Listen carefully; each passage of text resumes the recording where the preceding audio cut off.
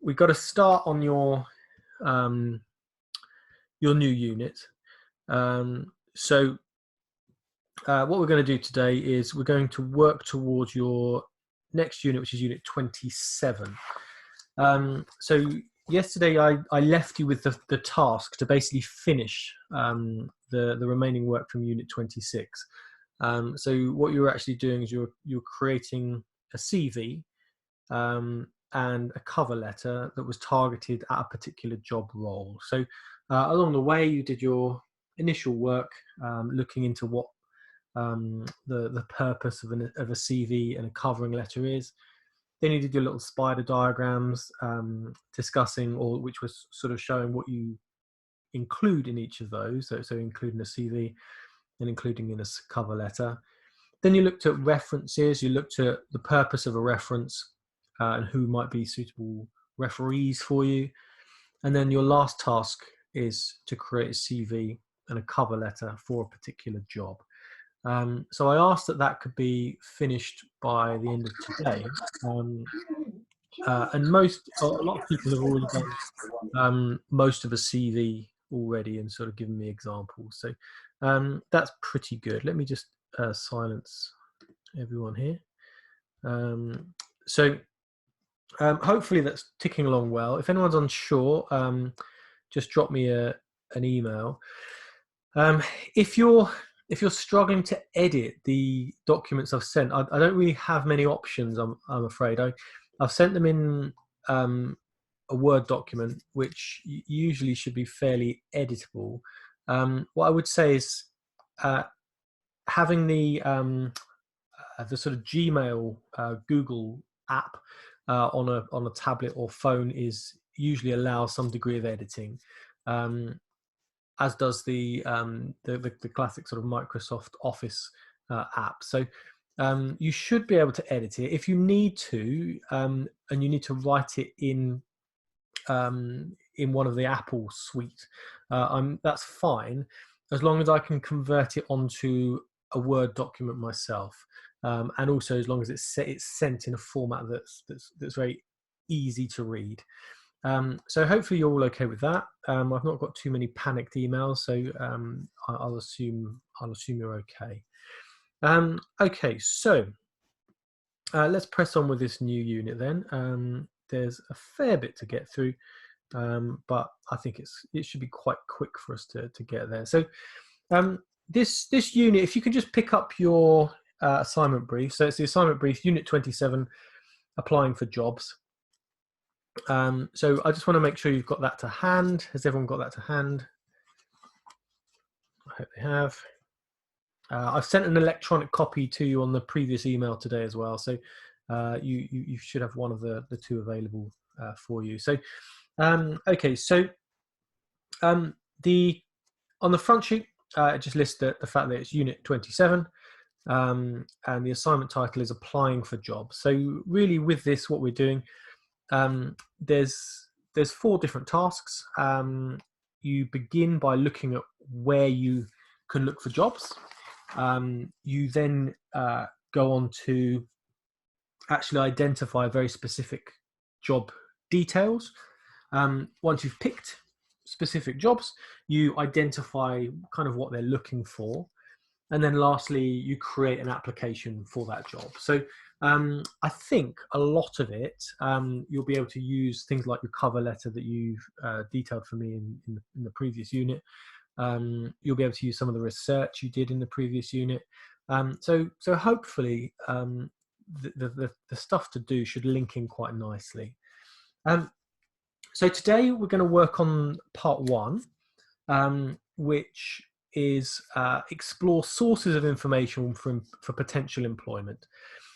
So really we're looking at where you look for jobs, the relative pros and cons of that, and also we're just looking a little bit, not hugely, but we're looking at the different forms of employment. So things like sort of being a full-time employee, a 0-hours contractor, a voluntary worker, that kind of thing. So we'll kind of dig into that a little bit. So Number one, can I just get some words in the chat box, please? I don't know whether any of you work at the minute or any of you have been working. So, um, or if you're looking for work at the minute, it's a difficult time, but there's a strange job market at the minute. Lots of jobs have sort of sprung up that weren't as popular a few weeks ago. So it's interesting times.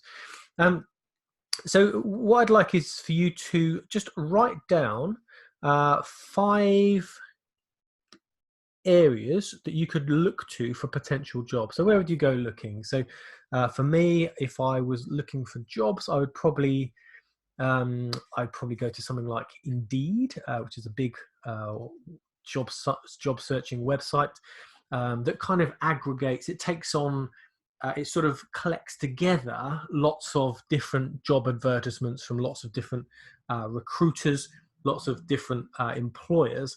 And so when you put in your search, it's quite good for giving a whole broad coverage across the country. But there's lots of other sources. And what I'd like you to do is in my chat box, just give me some ideas about where you look for jobs. So can you just do that now? Let's just take a couple of minutes to fill up my chat box. So let's go.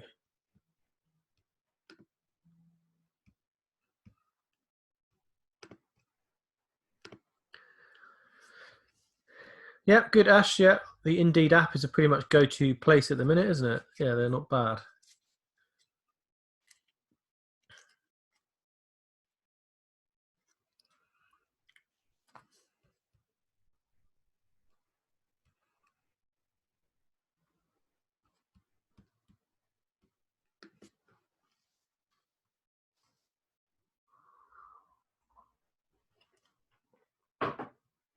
Yeah, Jay, another Total Jobs is another one.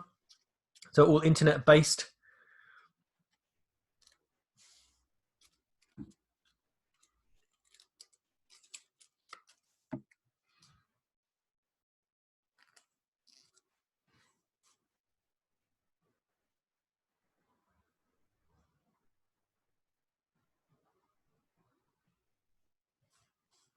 Any more? Come on, there must be more.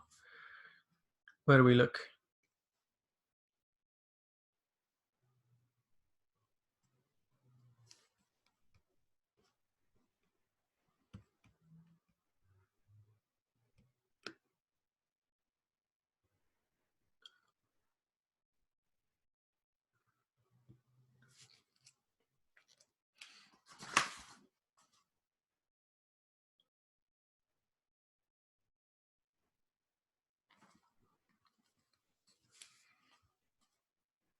Family Friends, yeah, that's a good idea. Caterer.com, yeah, it's quite a good one for that industry. Yeah, a couple more coming in. Yeah, yeah, good.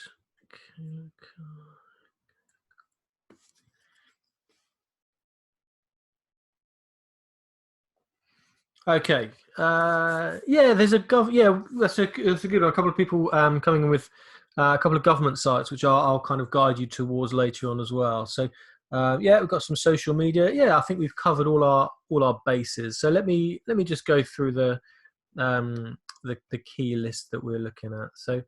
Um, so let's see what I've got. So yeah, one is just word of mouth, and this is quite a good recommendation particularly if you're looking to work in the local community.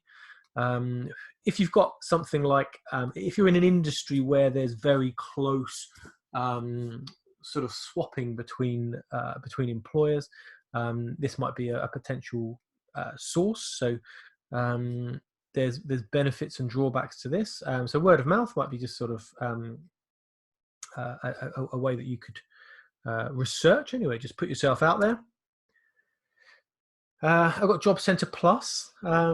So the Job Centre is really a kind of government funded organisation, which kind of has a little bit of an online presence now.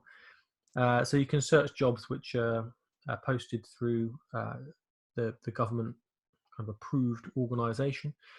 But also the Job Centre is a physical office that you can visit, particularly when people are out of work. It's somewhere where you can go to be sort of consulted, certainly about things like employment rights, things about the rights regarding things like sort of credits that you might be entitled to if you're jobs hunting, any government schemes regarding training that you might be interested in. So the Job Centre Plus is quite a good site if you're starting out, if you're changing careers, if you're if you're looking for additional guidance from a kind of independent source. So what we might see is that actually quite a lot of recruiters have got something to gain by you looking for a job with them, whereas a job centre should be relatively independent. So I'll get you to research the relative benefits of that later. We've got employment agencies, so these might be much more kind of like a recruitment consultant, someone who will take your CV and may forward it to a number of different employers to try and find you work. Equally, they're more likely to have been employed by the organisation to actually manage an element of that recruitment, so to kind of do that initial sifting of CVs. So employment agencies often advertise jobs, often on the internet, often within their offices, and they tend to have quite a good appreciation of the needs of employers.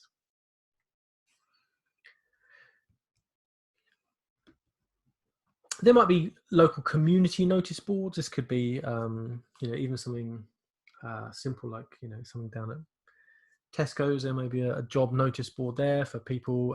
You might see community notice boards attached onto kind of local newspapers, or the sites in local newspapers. You may see them in various kind of Facebook groups and what have you. So often not a bad way of finding out about opportunities in the local community. Often sort of slightly lower kind of entry jobs, but something useful to kind of give yourself a sort of a way into some industries.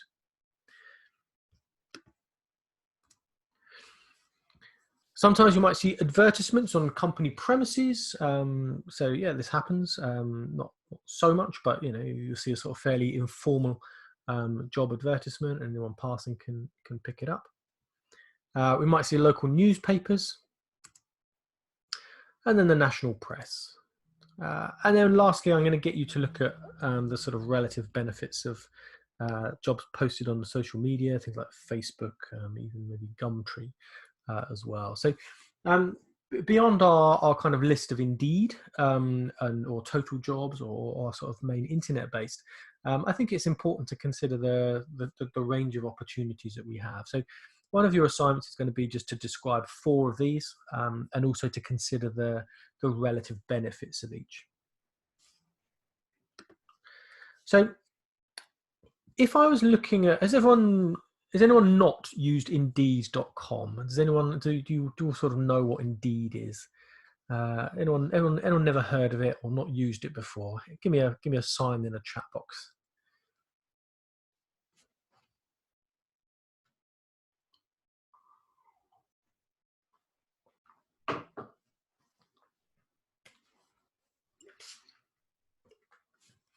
Okay, nothing in the chat box. So I'm assuming that's a well-known source. So yeah, as with a lot of these things, it goes in cycles, doesn't it? There used to be a job site called monster.com, and that seemed to be the one that everyone seemed to use. And now it seems to be Indeed, seems to be the kind of go-to job site. It's kind of a go-to job site because it kind of collects together lots of advertisements. So lots of recruiters, lots of agencies will put their jobs up on Indeed. Lots of employers will directly put their jobs up on Indeed. So essentially everyone sticks them up there. It's relatively cheap for them to post those jobs, if they're sort of happy to manage the level of applications themselves. So it's a really good source of information. It kind of gives you a good feel also for what jobs are out there, what the going rate is with respect to salaries. And you can do, and it's quick. You can just do quick searches you can pop your CV up, and you can apply for jobs very quickly through it if you're pretty sharp. So I'm going to get you to, yeah, if you haven't looked at it recently, I'm going to get you to have a quick look at it, think about what the benefits and drawbacks are. But we just need to consider what's good and bad about 4 of these ways of searching for a job. So for me, if I'm applying for a job, it makes it very streamlined. It's quick. I kind of put in what I want. I can just put in maybe a couple of key search terms, and it will pop up with lots of ideas. So if I was looking for a fitness instructor, I might type in fitness. That might be a bit too narrow. I might get lots of, I kind of get every advert that says fitness. So I might start to put fitness instructor, and then maybe add sort of little details like I need a fitness instructor level 2. And so hopefully from that point, jobs will start popping up. It's got a really nice feature. You can email the employers to reply to them, and then when they reply back to you, it goes straight into your Indeed.com inbox, so there's no kind of missing it.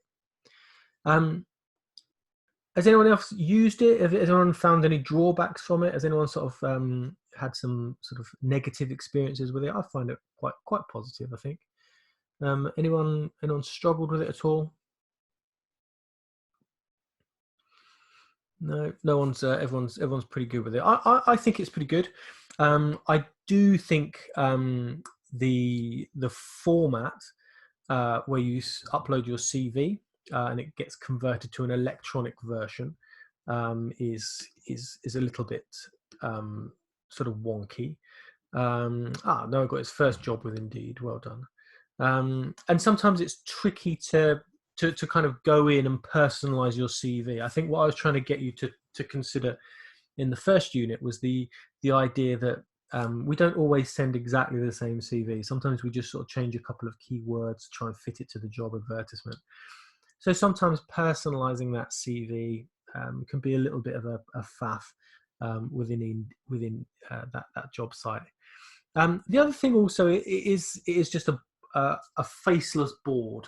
So if we're submitting a CV, for example, it just goes out to the employer, and so we don't get any advice, we don't get any feedback really, and also there's no sort of there's no finding out about jobs that maybe haven't been advertised yet. If I know it sounds silly, but something like word of mouth, we might pick up jobs that haven't been advertised yet, in the same way that if you go to let's say a recruitment consultant, they might have a very good relationship with employers and be able to know about vacancies before they've been sort of put out there. So yes, it's good, but don't discount the others on that basis. So Indeed.com, I will ask you to comment on in a short while. So what do we think about the benefits and drawbacks of these internet job boards? So things like Facebook, Gumtree, I don't know what else is there. What do modern people use? So what are the benefits of using, let's say, sort of internet job boards such as these? What has anyone found a job through these? Any benefits?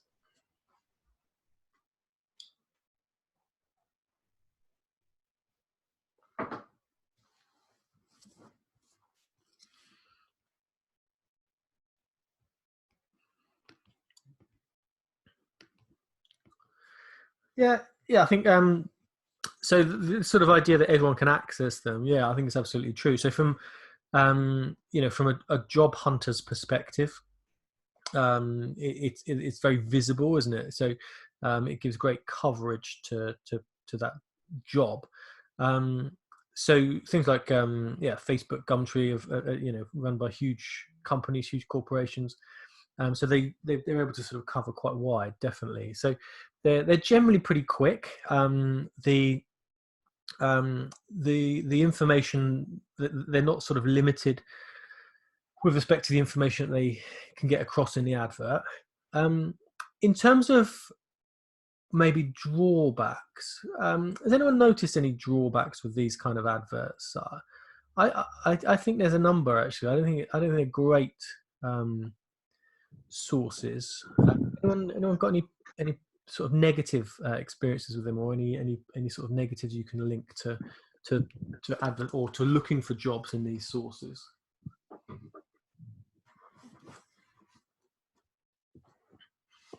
Yeah, they do get lots of applications. Absolutely, yeah. So, um, yeah, and the employer doesn't get to see you individually.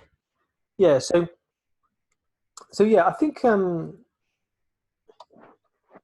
yeah. So sometimes actually, from an employer perspective, advertising on this source might be a little bit of a drawback because it's almost kind of sometimes it's almost too easy to apply. So you know there's a kind of a big sift originally when people just sort of apply unthinkingly, and so they'll get this sort of barrage of applications and not really know who's really serious about taking up that job. The thing I worry about a little bit with it is just the extent to which you're putting your information out there. So none of these things are really regulated.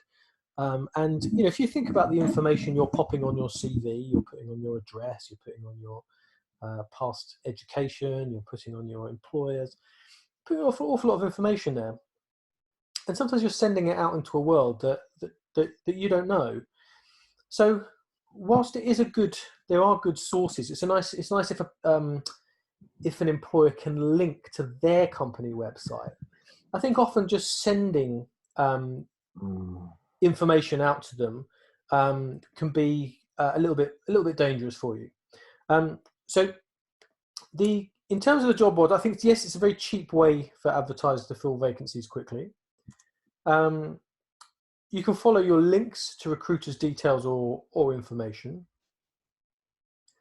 but it's quite unregulated. So I worry that we don't know the quality of company that's doing the recruiting. We don't know why they want your details. So are you giving them information for a job that doesn't exist? How do you know it's there? So I think you have to research it with a degree of caution. And sometimes it is a kind of a fishing exercise for recruiters. So if you think of, let's say recruitment consultants, for example, you know, their work is about, they get money from placing people. So if they place someone on, let's say, a salary of £25,000, they'll get a little percentage of that. That's how they earn their money. So sometimes what they want is to just gather as many CVs as they possibly can get, so that when vacancies come up, they just try and fill them with whatever. So sometimes jobs that are advertised on social media, sometimes on actual job boards, are almost a little bit of a fishing exercise. So I think sometimes we just need to be a little bit careful about taking too much time to respond to these type of adverts. So our social media sites or our internet sites can be useful. But now what I'm going to get you to do is this. I want you to come up with your benefits and drawbacks of Job Centre Plus. So I'm going to get you to do a job for me in a minute. What it's going to be is you're going to log on to that site. So I'm going to get you all to just step away for 10 minutes and try and find a job, first of all. So what you're going to do, you're going to do two things for me, actually, is this. You're going to do all of these things. So you're going to try and find it. You're going to follow that site. So log on. You should be able to do it on your phone. You can do it on your computer. We'll just sort of step away for a second. And I want you to do two things. I want you to find a job that's near you that's either suited to your current skills or the skills that you're working toward, being in the fitness industry, in the leisure industry, in the sports industry. So find one that's within let's say a 20 mile radius from where you live. I then want you to try and find an apprenticeship. Again, exactly the same thing. I want to use that site and see if you can come up with a suitable apprenticeship that you could possibly be involved with. So the site is linked up there. So it's www.gov worksheet.uk/find a job. If you can't type that in, just go to Job Centre Plus, find a job, and that'll take you there. So what I'm looking for is for you to just tell me, is it user friendly? Are there lots of jobs in your field? Do you see any drawbacks for using this system? Okay, so I'm going to get you to just research it quickly. So have a play on it. I am going to start my timer now. I'm going to give you just 10 minutes to look at that. Okay, so you're finding a job, and then you're finding an apprenticeship. But most importantly, I want you to feedback. Is this site good? Is it bad? Is it easy to use? Is it quite hard work? Have they got lots of jobs, or are they actually quite limited? So any questions, pop them in the chat box, and I'll at the same time, I'll do my own search so you can see what I'm up to. Okay, so that's your job. Get to it. Remember, we're looking at the benefits and the drawbacks.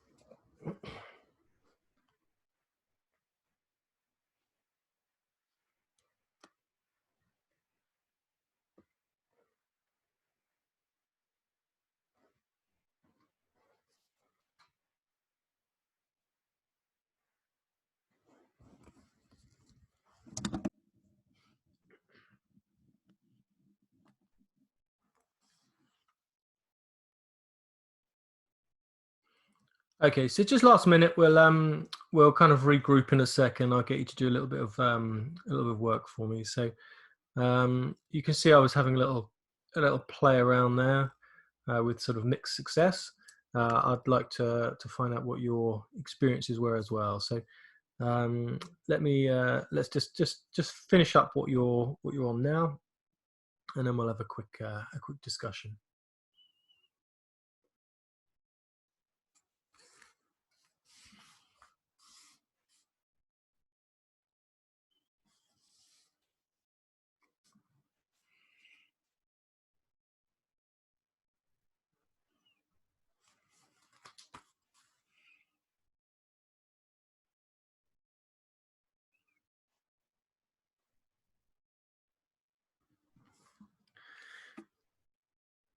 Okay, so let's come back into the room.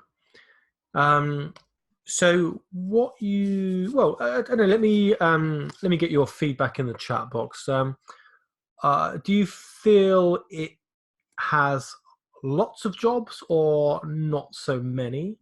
Do you feel the search engine matched your search terms as well as if you're using something like Indeed.com? Let me just sort of let me get your honest feedback in the chat box if I could. Let me see what people thought of it if you could sort of pop that into the chat box. It was poor. Yeah, yeah, not you couldn't find much around your locality. I think you kind of might maybe saw that originally I did a search near me. I don't live in the middle of nowhere, and there wasn't an awful lot near me. So Jay, thought it was amazing. Really? um, yeah, yeah. So the yeah, so I think it's difficult, isn't it? I think if that's your sole source, I think it can be quite kind of depressing. Um, I think possibly there's a few more loops that people have to go through to actually put their jobs up on that particular site. Sort of loops that people aren't really willing to go through so much now. So, um, from a job hunter's perspective, it does to a certain degree give you employers that are kind of likely to be very reliable, I would suggest. Um, from a um, in terms of the volume of jobs available, I think it's not a great site. It can be quite sort of depressing to use that as your sole search. So I think you're quite right. It doesn't. I think I've got a few people here saying not so great, apart from Jay, who felt it was amazing. Um, the the other what about apprenticeships? Did you sort of manage to get into that portal at all?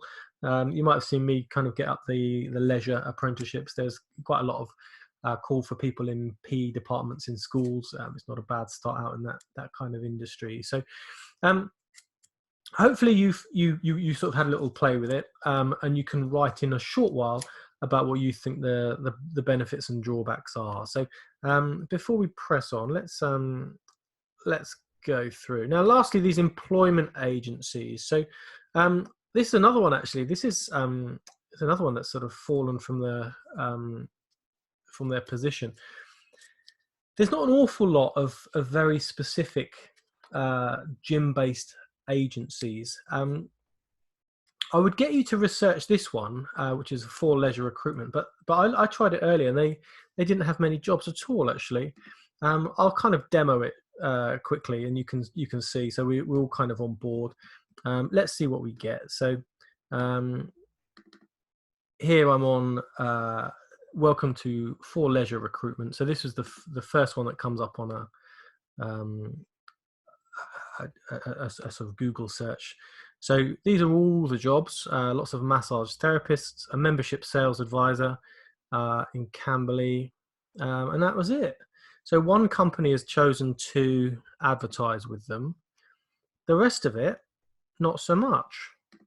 Now, if we looked at something like, the whole health and fitness sector came up with nothing. So let's have a look at fitness. Nothing. So actually, they're not really providing much about what we need anyway. So I'm not going to let you go away and research that. So what are the benefits and drawbacks of using employment agencies? Well, one is that recruitment consultants make their money by taking part of your salary. So I don't think those recruitment consultants are making an awful lot of cash, as they haven't got any jobs to offer. So from a perspective of someone job hunting, you have to look at it that whilst they may be saying their jobs are the greatest, their jobs are wonderful, you've got to apply for it. You've got to sort of think, actually, they're selling a job because that's where their money comes from. So particularly if you're in a position where you can be a little bit more choosy about the jobs that you're taking on, it's sometimes being worth being just, if not wary, just mindful that that's a lot about how they make their money. One of the benefits is that when you do sign up to an agency, is that they can help sell you. So you'll be a number of, they'll hopefully will have established relationships with employers. So particularly if you're working in the leisure industry, a recruiter will hopefully have a good relationship with employers in that industry. So they can sort of assess you as a person and really kind of sell you to those potential employers. So rather than just being a kind of a faceless CV, if you have a good relationship with a recruitment consultant, they can do a little bit of that sort of sales job for you. They can talk a little bit about your character and your achievements.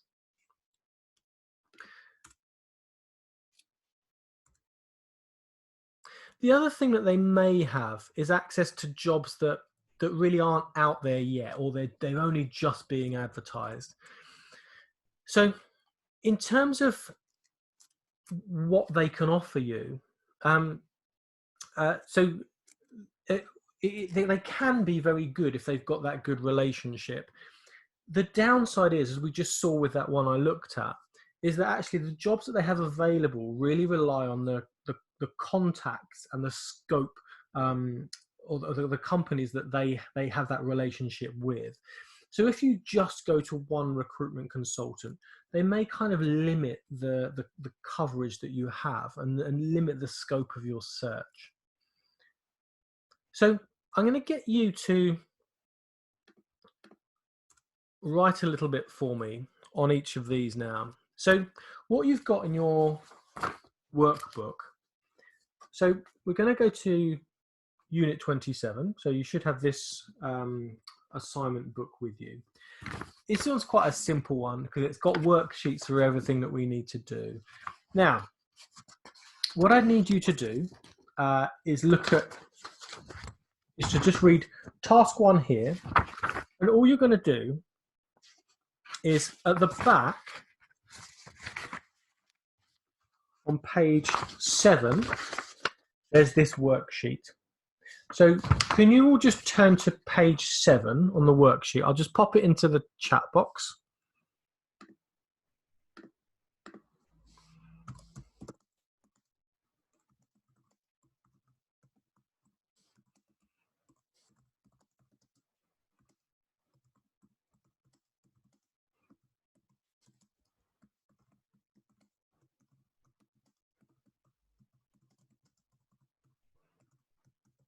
So all you're doing is using that first space in worksheet 1, and all you're going to do is you're describing the different sources of information about potential employment.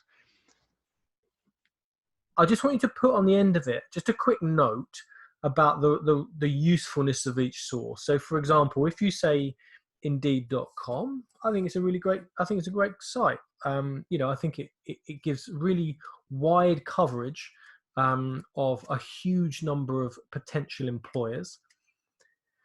Sometimes it doesn't, it makes it difficult for you to personalize your application. It also doesn't give you any assistance in your application. Job Centre Plus potentially gives national coverage for jobs, but it doesn't give any kind of, it's not got great industry knowledge, if you like. it doesn't have many jobs. We found that no one really found one very close to them. Internet job boards, we can think again, they're quite reactive, so employers can put their information up quickly and easily, but it's very unregulated. Often you don't know who you're giving your details to. Often people just leave jobs up for months and months, and they don't take it down once it's gone, so it can be quite kind of dispiriting. And then lastly, you've got employment agencies. So again, they can have quite a good industry insight, but again, sometimes your search is limited by their contacts. So what you're doing is just you're filling out part A of your worksheet. So you're just listing the source of information, and then you're writing a little note on the usefulness of each one. Okay, any questions, pop them into the chat box. I'm going to give you 10 minutes to start that. It might take a little bit longer. So let's just set a timer. We'll start counting down 10 minutes now, and then we'll sort of check in not long after 3 o'clock. And then I'll give you your sort of tasks for the next period. Okay. So crack on with that. I'll put up a couple of ideas on the screen as well. And hopefully we can get this done nice and quick. Okay.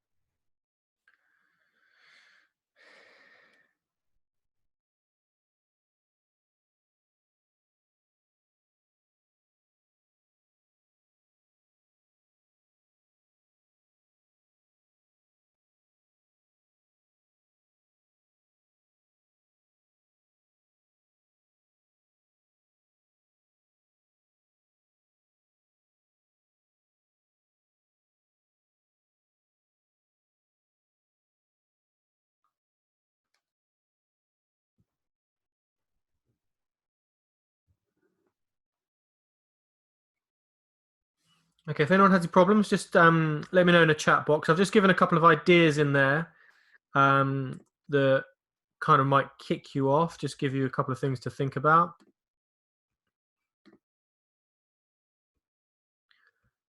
What's the chat box there? Oh, all right.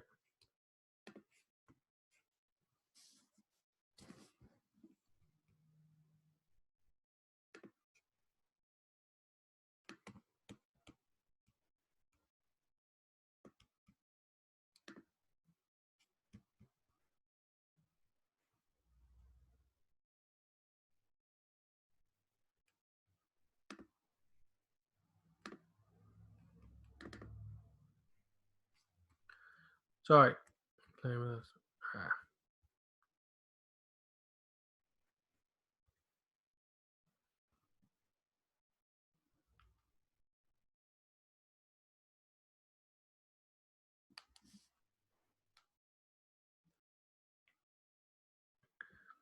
Okay, when you've done, just let me know in the chat box, and then I can move on.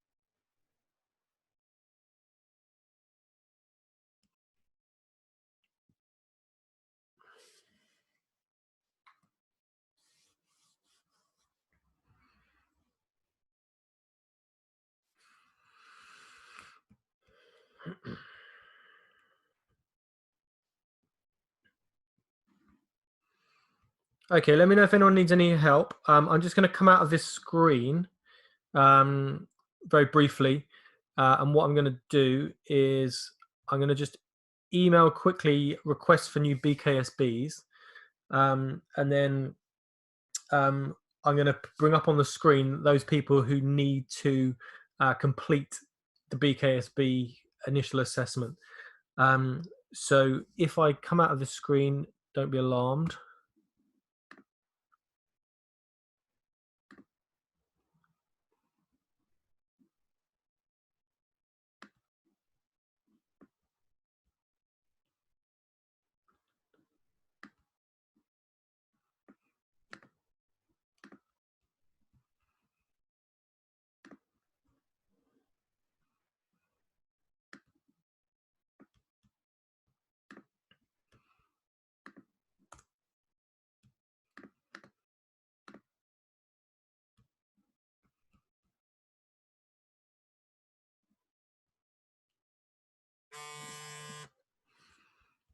Okay, right. If everyone can just stop there. Um, if you haven't finished completely, don't panic. We'll get a little bit of time in a minute. But what we're going to do, so we're going to take a slightly longer break in the middle. Um, but what this means is that a lot that you are going to need to make sure that everyone has completed their initial BKSB assessments. So um, there's two parts to it. There's an initial assessment and there's a diagnostic test. So the people that need to complete their assessments are on the screen now. So what you should have is my is if your name is on there, make sure that you can log into BKSB um, and get your initial assessment done in the break that we're going to have in a minute. If you're new and your first session was yesterday, and equally you haven't done your BKSB test, I assume you're in the same boat. So if you're not on this list, don't assume that you don't have to do it. If you haven't done your BKSB, get on and do it now. Everyone on this screen, if I can ask you to spend this break logging on to BKSB and completing that initial assessment. Now, what I'm going to do is just coming up to 10 past now, we're going to actually have half an hour to do this. So what I'm going to say is if we come back at 3:40, that should give enough time for everyone to have completed their BKSB. If you've done it and you want something to do, either just finish the work that I just set, that worksheet 1 part A, or you need to get on with the work from the previous unit, unit 26. I'm going to stay on the chat box. I think the only person who needed a BKSB was, I thought it was Jay, but I think you might be okay. I'll request it anyway. If anyone else needs their BKSB, send it now.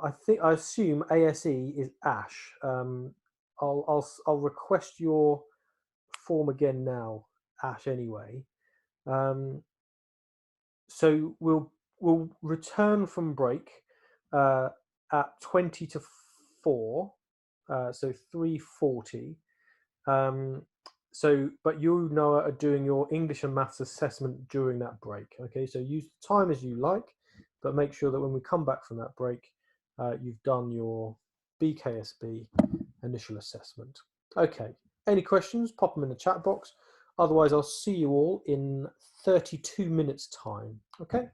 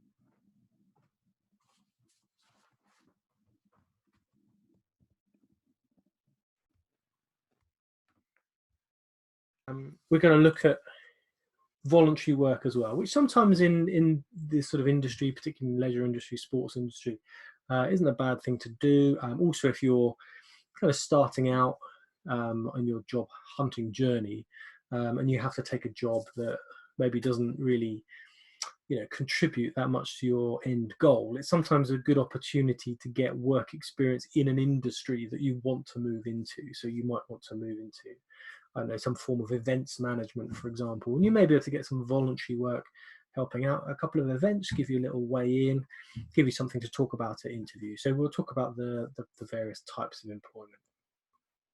And we also got this idea of a portfolio career, this idea that people are able to sort of choose bits of work here and there to build up a portfolio of their work.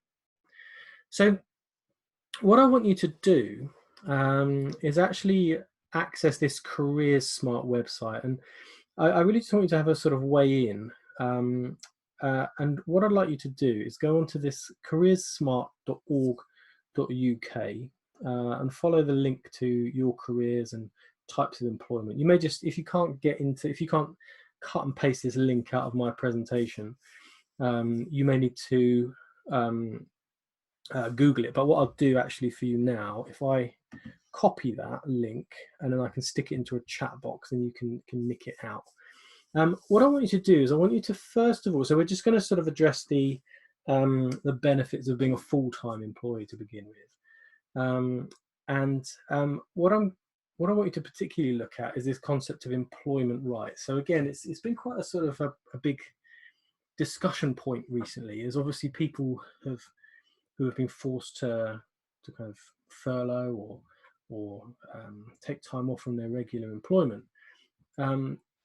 It's quite interesting the different level of rights you get between being, say, a contractor or a 0 hours worker as opposed to being a full-time employee. So what I want you to do, I want you to look into a couple of issues for me, and we're going to report back, and that's going to form a little bit of the basis of our explanations of the strengths and weaknesses of each type of employment. So um, I'm going to just cut that out and stick it into the chat box. And then what I want you to do, you're going to go into that link and you're going to find out all that stuff for me. I'll tell you what, the first one you can find out from that link. The second one you'll need to look up. The third one is in the link.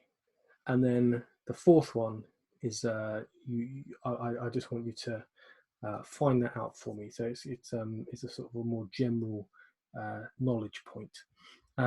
So let me just see if I can find a way of cutting that into your chat box. Give me 1 second.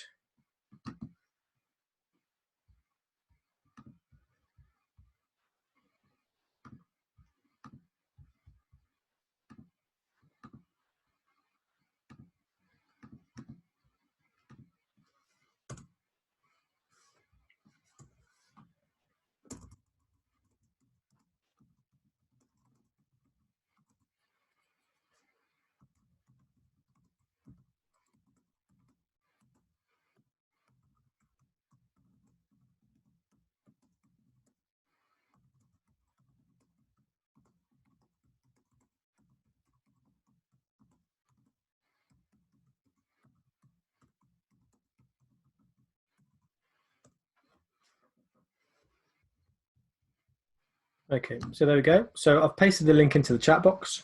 I'll just open up the link as well and just show you where to go. So here we go.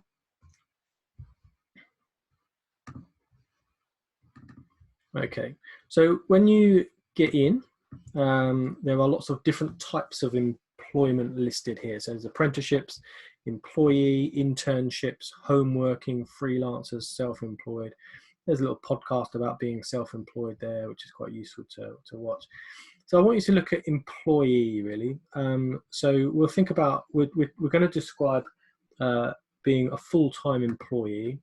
So I want you to click in there, and really what you're looking for is kind of what the rights are. So we've got a kind of a list of rights down here. I'm going to kind of just bring it up and annotate it. So lots of the rights that I want you to look at are actually contained in here. So I just want to have a read through that whole section, but particularly hone in on that employment rights and the contracts of employment.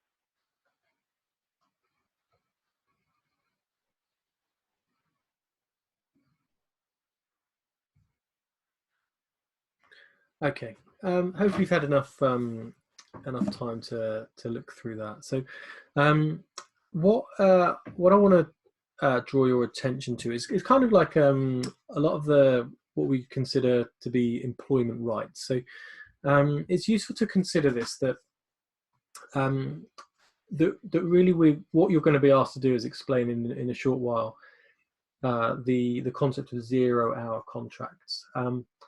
And 0 hour contracts are often where um, you're kind of employed by a company um, on the basis that they don't have guaranteed work for you. So often it's a little bit restrictive about who you can then work for in your off time. It means that you don't really have those guarantees of what your monthly income is going to be. Um, it's become quite popular in this kind of gig economy, often where people may be sort of wanting to pick up a more sort of casual type of work. But it's also quite beneficial for companies because they don't have to cover an awful lot of the statutory things you need to cover when someone is an official employee. So I'm just going to hone in on a couple of really important points that you'll get as an employee. So what we let's have a look on here. So number one is this sort of this maximum working time. So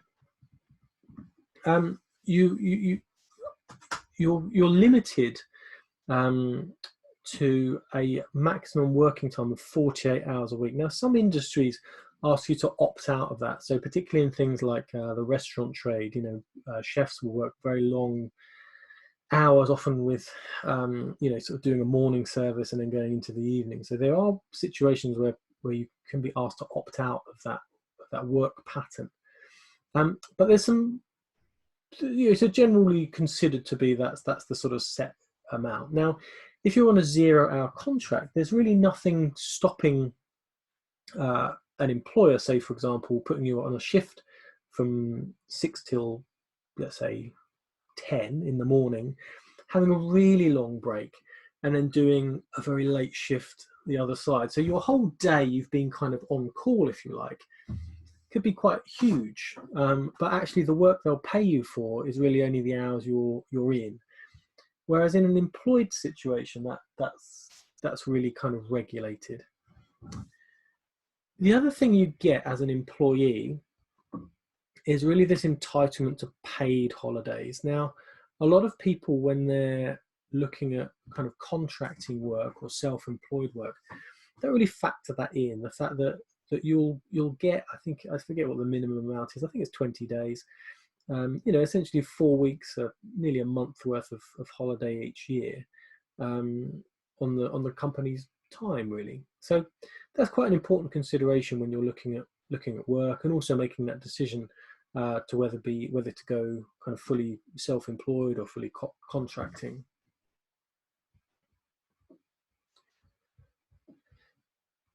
The other things you get as an employee, like sick pay. So this is really important. It can, particularly if you are unwell, it can sometimes further exacerbate a situation if you're worried financially. You also get this redundancy pay. So if your services are no longer required, your company has to pay you. They have to offer you a redundancy package. It may not be much if you haven't been there particularly long. There's a statutory minimum, I think it's a couple of weeks, but it's enough to kind of soften a blow. Whereas with 0 hour contracts, a lot of these rights are just not there. So the issue is really kind of very high at the minute. This concept that 0 hour contracts actually bring with them a lot of instability in the way that someone's working. One thing that's quite common is this also this idea that there's a minimum notice period of dismissal. Now, most jobs, if a company wants to get rid of you, can give can do it within a month or 2 months. A 0-hour contracts, they just stop employing you. So that has quite a big impact on your family finances and also your ability to plan. So kind of psychologically, this work is sometimes quite difficult to deal with. So what you're going to be doing for me, and I think we're kind of slightly running out of time now. What you're going to do tomorrow is you're going to start looking at these and start comparing the different types of employment. So now we've had a quick look at this. Let me just get this up. There we go. So what we've got here is just looking through those issues. We kind of looked at those employment rights. So one of the important things about being a full-time employee is that you get regular work, that work is limited by the working time directive. You shouldn't be working more than 48 hours a week. You get holiday pay, sick pay. You get a notice period if you're going to be dismissed. You get a whole load of benefits, including tax being paid, or your tax is automatically paid. Your company also has to provide you with a pension. So question number 2 on here is, what is PAYE? And this is pay as you earn. This is the tax that your employer will take out. So if you're self-employed, or even often 0 hours, I think, you still have to be responsible for paying your tax bill. So it's important that you put money aside. Number 3 was the maximum working weekly time was 48 hours. And the question to that last, so the answer to the last question is, does your employer have to give you a pension? Well, yes. If you earn more than £600 a month, they have to offer you a pension, and that's really important. The statutory pension is if you just stop work, you've never taken out a company pension or a private pension, the state will give you a maximum, I think it's £129 a week, and that's got to cover everything. So it's important that throughout our working lives, we also accrue some other form of income when we retire. So employers that employ people have to offer a workplace pension. They put in a percentage of your pay, usually somewhere between 3 and 5%, maybe more if they're generous. And then you also put in yourself. So over the years, you accrue a nice little pot of money, which means either you can retire early, or when you do retire, you get a little bit of money on top of that 120 odd pounds that the state gives you. So being a full-time employee is often a good thing. There are benefits to it. There's also certain drawbacks if you are kind of entrepreneurial, you want to go out and do your own thing. So what we're going to do, we're going to sort of pause in a minute, but tomorrow you're going to come back and you're going to research for me this concept of 0 hours contracts. We're going to work through them, what they mean, and you're going to look into the rights of 0 hours contractors and kind of compare the two against a full-time employee. So it's 4 o'clock now. What I need people to do, I've got a list of people I've got to chase up to do their BKSBs. If you didn't complete your initial assessment in the time we gave you earlier, can you use this time to do that now? If you did, and you haven't done your diagnostic tests, can you do those now? I need you to all have completed that by tomorrow. Well, really, I need you to have completed it by this evening. I need to make absolutely sure that everyone arriving tomorrow has already got their BKSBs. So to be getting on with, you should be just finishing off your CV that you're creating for me and your cover letter, so that really you should have all of those Unit 26 4 assignments ready to go. So I'll be requesting those tomorrow, and we'll be discussing anyone that's struggled. So I'm going to be on the chat box for the next 20 minutes. Otherwise, I'll let you go. So I'll pop in the chat box. So BKSB is your priority, and then Unit 26, all 4 tasks Should be done by tomorrow. Okay. Any questions? Pop them in the chat box. Otherwise, I will see you tomorrow. Okay. Take care.